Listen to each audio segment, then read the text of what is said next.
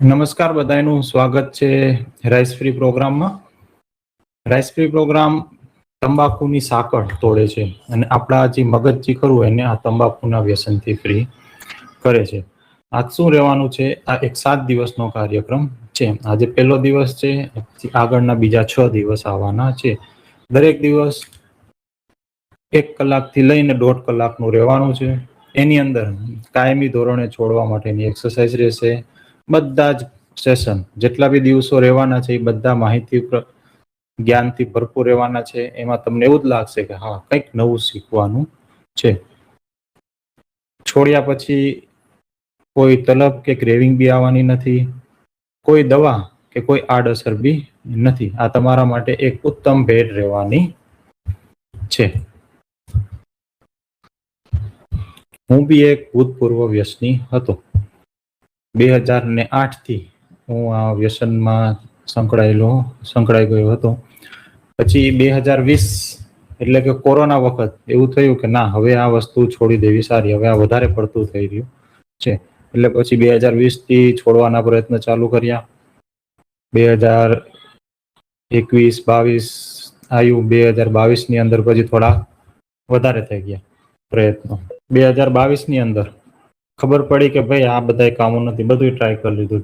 મનોબળથી છોડવાનું ટ્રાય કર્યું, ધીરે ધીરે છોડવાનું ટ્રાય કર્યું, નિકોટિન ચ્યુઇંગમ ખાઈ લીધી, બરોબર, ડોક્ટરની સલાહ લીધી, ઘણી બધી ટ્રાય કરી, પણ છૂટ્યું નહીં. પછી મારું રિસર્ચ ચાલુ કર્યું એની અંદર. 2022 ની અંદર થોડું ઘણું ડિપ્રેશનનું થઈ ગયું હતું, તો એ વખતે હું મેડિટેશન ચાલુ કર્યું. મેડિટેશન પછી આ વાંચવાનું ચાલુ કર્યું. 2-3 બુકો વાંચી વ્યસન માટેની, બરોબર. 1-2 પ્રોગ્રામ બી અટેન્ડ કર્યા, ઇન્ટરનેશનલ પ્રોગ્રામ સ્મોકિંગ માટેના હોય છે એ અટેન્ડ કર્યું. પણ એ બધું કોઈ કામ કર્યું નહીં. 2024 ના એન્ડિંગમાં બધું આ નોર્મલ થઈ ગયું. ડિપ્રેશન જે મારો તો દવા લેતો તો બધી દવા બંધ થઈ ગઈ. એટલે 2024ના એન્ડિંગ પછી 2025ના શરૂઆતમાં મેં આ વ્યસન છોડવાનું ટ્રાય કર્યું ફરતી. કઈ રીતે? આ બધી પ્રોસેસ જે હતી, જે હું શીખ્યો હતો એનાથી ટ્રાય કર્યું. એના થકી મેં છોડ્યું ત્યારે મને એકદમ શાંતિથી એક મસ્ત રીતે હું વ્યસન છોડી શક્યો. એટલે ઈચ્છા થઈ કે ચાલો આપણે બીજા જે આનાથી તકલીફમાં જાય છે, તકલીફ પહોંચે છે, એમને ઓછું સહન કરવું પડે. મારા 3 વર્ષનો જે અનુભવ ખરો એ હું તમને આ 7 દિવસની અંદર શીખવાડવાનો. આ જ્યારે હું રિસર્ચ કરતો હતો ત્યારે એક WHO વર્લ્ડ હેલ્થ ઓર્ગેનાઇઝેશન નું એક સર્વે મારી હાથમાં આવ્યું હતું. એના મુજબ 96% પ્રયત્નો નિષ્ફળ જાય છે. એનું કારણ શું છે? એનું કારણ એ જ છે, જે બી લોક પ્રચલિત પદ્ધતિઓ કરી એની સક્સેસ રેટ એકદમ ઓછી હોય છે, બરાબર. એટલે પછી ધીરે ધીરે પછી વધારે સમજવાનો પ્રયત્ન કર્યો. ત્યારે ખબર પડી કે ભાઈ આમાં કોઈ મનોબળનો હાથ નથી. વ્યસન છોડવામાં મનોબળ કોઈ એટલો મોટો ભાગ ભજવતો નથી. આ મનોબળનો ખેલ જ નથી, વ્યસન છોડવાનું નથી. પછી શું થયું? વારા ઘડી આપણે આ જ બધા પ્રયત્નો ટ્રાય કર્યા, બરોબર. મનોબળ ટ્રાય કર્યું, દવાઓ લીધી, ધીરે ધીરે છોડવાના પ્રયત્નો કર્યા. શું થયું? દરેક વખતે આપણને નિષ્ફળતા મળી, આપણે પાસ ના થયા. એટલે આપણે શું માની લીધું કે ભાઈ આપણામાં જ કંઈક ખોટ ખડા પણ હશે, એટલે આપણામાં જ કંઈક છે એવી વસ્તુ કે આપણે છોડી શકતા નથી. હવે આ તો જિંદગીની અંદર આ જ વસી ગયું છે, આપણે વ્યસની બની ગયા છે. આ વસ્તુ આપણાથી છૂટે નહીં. પણ હકીકત શું હતી? તમે તૈયારી વગર પરીક્ષા આપી. તમે જેટલી બી વખત વ્યસન છોડ્યું, એક ઝાટકે છોડવાનો પ્રયત્ન કર્યો, બરાબર. તમે સાચી શું વસ્તુ છે, કઈ વસ્તુ આની સાથે જોડી રાખે છે, એ તમે જોઈ નહીં, બરાબર. એટલે જ્યારે બી તમે આ ટ્રાય કર્યું, તમે ફેલ થયા, એટલે તમારા મગજની અંદર હું એક ઊભું થયું, વહેમ ઊભું થયું કે વ્યસન છોડવું અઘરું છે. પણ હકીકત શું હતી? તમે વ્યસન છોડવા માટે ટ્રાય તો કરતા હતા, પણ એને સમજતા નતા.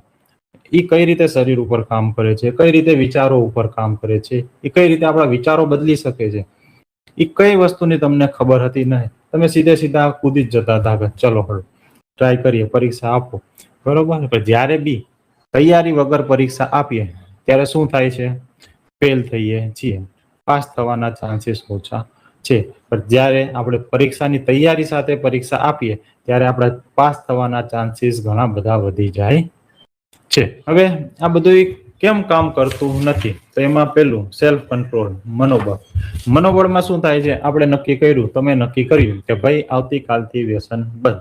ત્યાર પછી આવતીકાલે મારો જન્મદિવસ છે, જન્મદિવસ પછી ખાઈશ નહીં, બરોબર. પહેલો દિવસ ગયો, બીજો દિવસ ગયો, ત્રીજો દિવસ બી ગયો. આટલા બધા દિવસ તમારા જતા રહ્યા. પછી એક પ્રસંગ આવ્યો, કોઈક એવી સારી ઘટના આવી, લગ્ન આવ્યું કે બીજું કોઈ ઉજવવાનો પ્રસંગ આવ્યો, કા પછી દુઃખની ઘડી આવી, કા ટેન્શન આવ્યું.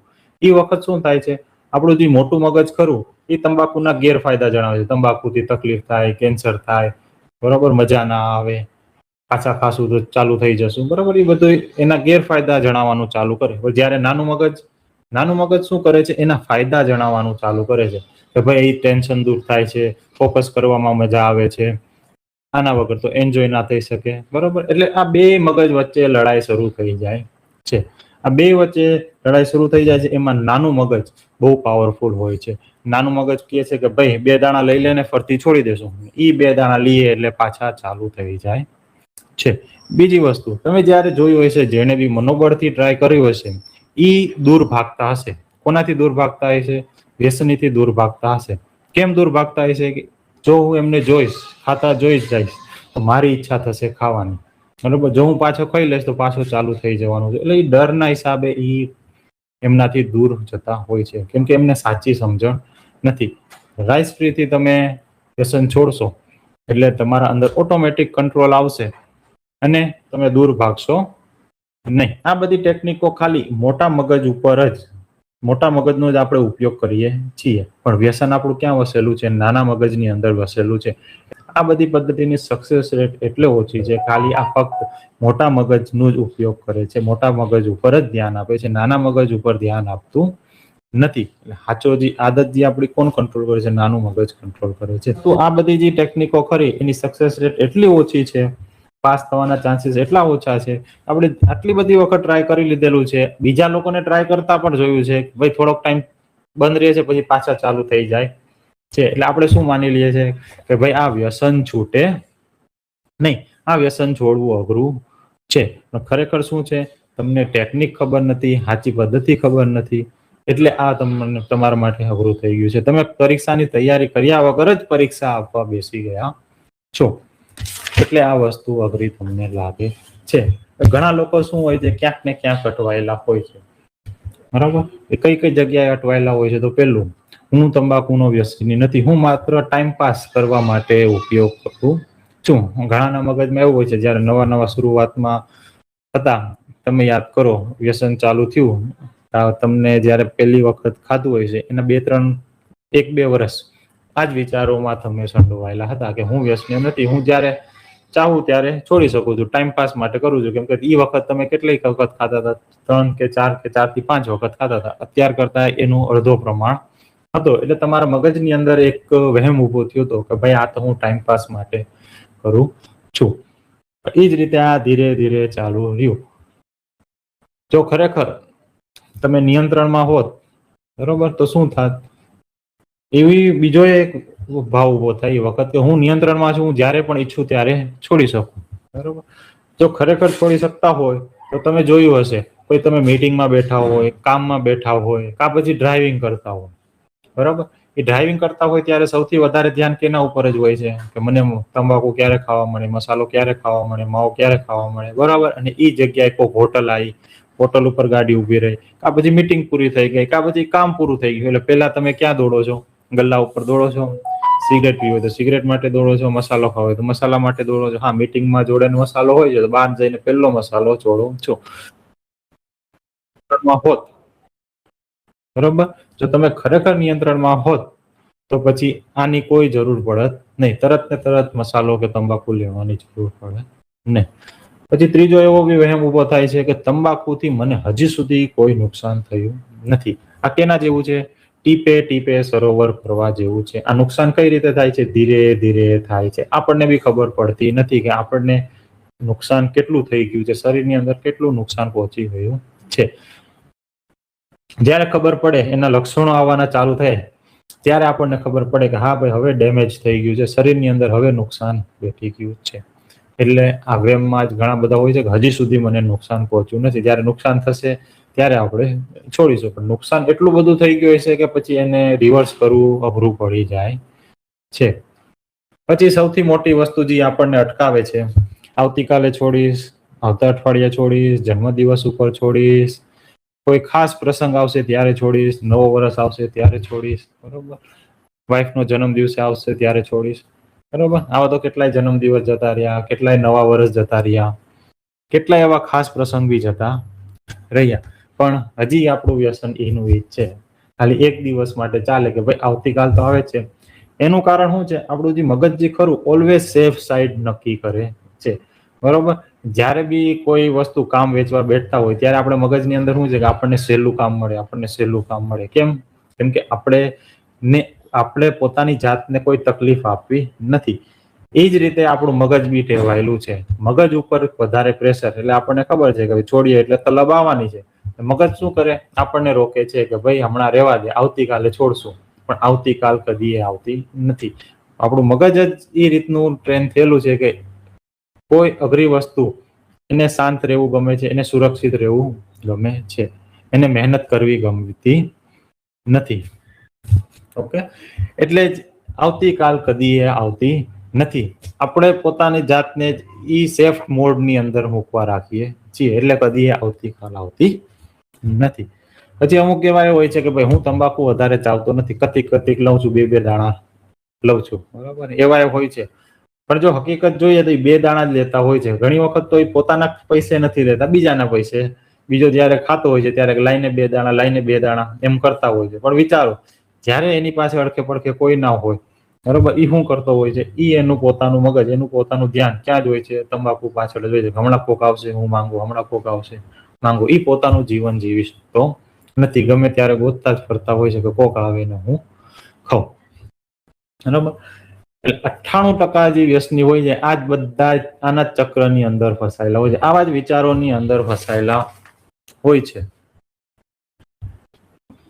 એટલે એ લોકો આમ વિચારોમાંથી બહાર નીકળી શકતા નથી. તમે અત્યારે અહીંયા હાજર છો, બરોબર, તો તમે આ 2% અંદર આવો છો. તમે હવે ખબર પડી ગઈ છે કે આ વસ્તુની અંદર માંથી હવે મારે બહાર નીકળવું છે. હવે હું નિયંત્રણમાં નથી. નુકસાન ગમે ત્યારે થઈ શકે છે, બરોબર. હજી બીજી એક વસ્તુ જે મોટો એક ભ્રમ ઉભો કરે છે તંબાકુ ના છોડવાનું કારણ, અટવાયેલા હોય છે લોકો, એ શું છે? તંબાકુના ફાયદા. કે તંબાકુ મને ફોકસ આપવામાં મદદ કરે, તંબાકુ હું જ્યારે કામ કરું ત્યારે કામ કરવામાં મદદ કરે. એ દરેક પરિસ્થિતિની અંદર તંબાકુ મારું મદદ કરે છે. ટેન્શન આવ્યું ત્યારે તંબાકુ મદદ કરે, બરાબર. પણ ઈ શું છે? એક તંબાકુનો ભ્રમ જ છે, બરાબર. ઈ આપણે આવતા સેશનની અંદર ત્રીજા દિવસની અંદર આપણે સમજવાના છીએ. ઈ તંબાકુના ફાયદા આપણને રોકી રાખે છે. જો હું આ પરિસ્થિતિમાં તંબાકુ નહીં ખાઈશ તો શું થશે? મને તકલીફ પડશે, હું આ સારી રીતે માણી શકીશ નહીં, બરાબર. તો આ વિચાર બી તંબાકુ ના છોડવા પાછળ આપણું મોટું કારણ બની જાય છે.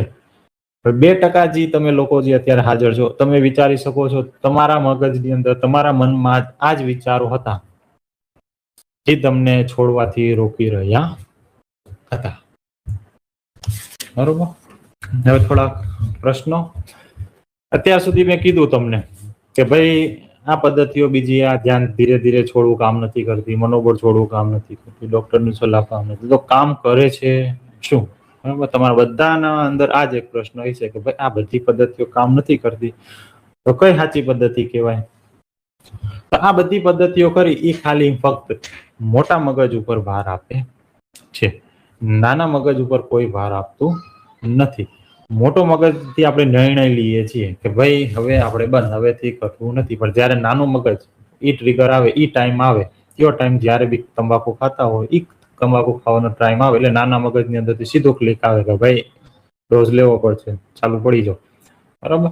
એ નાના મગજની અંદર સંભાળતા નથી. એટલે બી જ્યારે તમે વ્યસન છોડેલું હશે, બરોબર, ઘણા લોકો 1 મહિનો છોડેલું હોય છે, ઘણા અઠવાડિયું છોડેલું હોય છે, ઘણા તો 6 મહિના બી છૂટી જાય છે, અને 1 વર્ષ સુધી બી છૂટી જાય છે, છતાંય ફરીથી ચાલુ થઈ જાય છે. કેમ ચાલુ થઈ જાય છે? એની પાછળ છે આ નાના મગજની અંદર જે યાદો ફસાઈ ગયેલી છે, જે તંબાકુના ફાયદા ફસાઈ ગયેલા છે, એ ફાયદા ઉપર કોઈ ધ્યાન આપતું નથી. હવે જે પદ્ધતિ મોટા મગજ, બરાબર, કોન્શિયસ માઇન્ડ, કોન્શિયસ બ્રેનને બી ટાર્ગેટ કરે, અનકોન્શિયસ બ્રેન એટલે નાના મગજને બી ટાર્ગેટ કરે, ઈ પદ્ધતિ સાચી પદ્ધતિ ગણાય. ઈ પદ્ધતિથી વ્યસન છોડવું એકદમ સહેલું છે. જ્યારે વ્યસન બે જગ્યાએથી નીકળે, નાના મગજમાંથી અને મોટા મગજમાંથી નીકળે, ત્યારે વ્યસન સહેલાઈથી નીકળે છે. અને એકદમ સહેલું બની જાય છે. જ્યારે તંબાકુની સમજણ ઊભી થાય છે એટલે ડિસ્કનેક્શન, તંબાકુ વચ્ચે જે આપણું જે કનેક્શન બોન્ડિંગ બની ગયું છે ને, એ બોન્ડિંગ બી ધીરે ધીરે છૂટવાનું ચાલુ થઈ જાય છે. જેમ જેમ સમજ આવશે એમ એમ આ બોન્ડિંગ છૂટવાનું ચાલુ થશે. હવે બીજો સૌથી મોટો પ્રશ્ન બધાને જ નડતો હોય છે, શું? સવારે જાજરૂ કે ટોયલેટ જતા પહેલા મને મદદ કરે છે. એના વગર તો ચાલે જ નહીં, પ્રેશર આવે જ નહીં, ખરું? તો એનું સિમ્પલ અને એક સાદો ઉદાહરણ આપીશ. જ્યારે તમારે સવારે વહેલું ઉઠવાનું હોય 3 વાગે કે 4 વાગે, તો તમે શું કરો? અલાર્મ મૂકો, બરોબર? એ સમયે જ્યારે તમારે સવારે ઉઠો છો, અલાર્મનો ટાઈમ થાય છે, તો તમે અલાર્મ વાગે એની પહેલા જ અલાર્મ તમે બંધ કરી દો છો. કારણ કે શરીરને એ સમયે ડિસ્ટર્બ થવું હોતું નથી. એટલે એ અલાર્મ પહેલા જ ઓટોમેટિક આપણું શરીર ઉઠી જતું હોય છે. કેમ કે આપણા શરીરના અંદર એક કુદરતી ઘડિયાળ વસેલી છે. એના લીધે એ સમય આવે એટલે આપણે ઓટોમેટિક ઉઠી જતા હોય છે અને બંધ કરી દીધા હોય છે. એ જ રીતે તંબાકુ એ આ તમારા ઓટોમેટિક ઘડિયાળની અંદર વાસ કરી લીધેલો છે. એ તંબાકુ ખાઈશ તો મને પ્રેશર આવશે, પણ હકીકત શું હોય છે? હકીકત વિપરીત હોય. તમારે એ જગ્યાએ તંબાકુ લેવાની જરૂર હોતી જ નથી. જો તમારે ટ્રાય કરવું હોય તો આવતીકાલે તમે ખાલી એટલું ટ્રાય કરજો, તંબાકુ ના ખાતા ખાલી એક ગરમ પાણી પીજો, બરોબર? થોડુંક નવશેકું ગરમ પાણી પીજો. એ નવશેકું ગરમ પાણી પીવાથી તમને 2-3 5-10 મિનિટ જેવું થશે, અને 5-10 મિનિટ પછી તમને પ્રેશર ઓટોમેટિક આવી જવાનું છે. થોડુંક મલાસન એટલે જે રીતે જાજરૂની અંદર બેઠતા હોઈએ છે ઇન્ડિયન સ્ટાઇલમાં, એ જ રીતે બેઠશો 2 થી 3 મિનિટ અને ગરમ પાણી પીશો એટલે ઓટોમેટિક પ્રેશર આવી જશે. બીજી વસ્તુ શું છે? જ્યારે બી આપણે ચા કે કોફી પીતા હોઈએ છે ત્યારે પ્રેશર આવે છે. એનું કારણ શું છે? ચા અને કોફીની અંદર કેફીન હોય છે. એ કેફીન જ્યારે શરીરમાં પહોંચે છે તો આપણું જે મળાશય જે ખરું, જે પેટની અંદર હોજરીના જે છેલ્લો ભાગ હોય છે, એ મળાશય થોડુંક ઢીલું પડી જાય છે. એ ઢીલું પડવાના લીધે આપણને એવું લાગે છે કે હા ભાઈ પ્રેશર હાઈ. એના લીધે આપણને એવું મગજની અંદર ફિટ થઈ જાય છે કે હા ભાઈ આ મારી મદદ કરે છે. તંબાકુ મને શૌચાલય પ્રેશર આપવામાં મદદ કરે છે. એ કઈ નથી, ખાલી એક ભ્રમ જ છે, બરોબર? એક મગજની અંદર એક માનસિક ઊભું કરેલું એક ડર છે.